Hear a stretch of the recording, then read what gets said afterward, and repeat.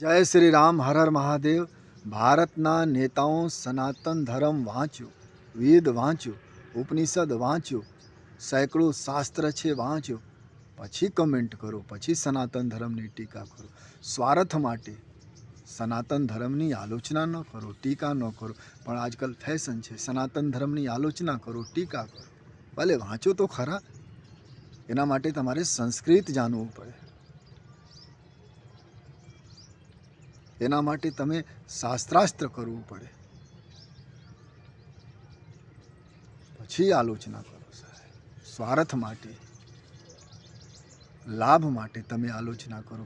અને એવા આલોચના તો સાહેબ હજારો સાલથી થાય છે, હજારો વર્ષોથી થાય છે. પણ સનાતન ધર્મ હિમાલય જેવા અડીગ છે. એકવાર વાંચો પ્લીઝ, પછી આલોચના કરો તો સમજણ પડે. પણ ખોટા આલોચના ન કરો. એના માટે તમારે તપ કરવું પડે, થોડા ભજન કરવું પડે, થોડા ભક્તિ કરવું પડે, થોડા દિમાગ પવિત્ર કરવું પડે. ચલો, દિમાગ તો પવિત્ર હોય,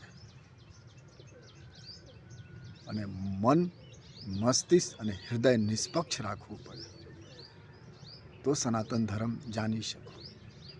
મનમાં વિકાર હોય પછી સનાતન ધર્મ નથી જાણી શકતા. આલોચના કરીને લાભ ઉઠાવી શકો. એવા ધર્મ જે કહે છે સર્વે ભવંતુ સુખીના, જગત સુખી રહે, એની નિંદા કરો. એવા ધર્મ જે કહે છે સર્વે સંતુ નિરામયા, જગતમાં બધા નિરોગી રહે. એવા ધર્મ જે કહે છે સિયા રામ મેં સબ જગ જાની, દરેકમાં પ્રભુ રહે છે. કીડીમાં પણ હરિદર્શન કરતા.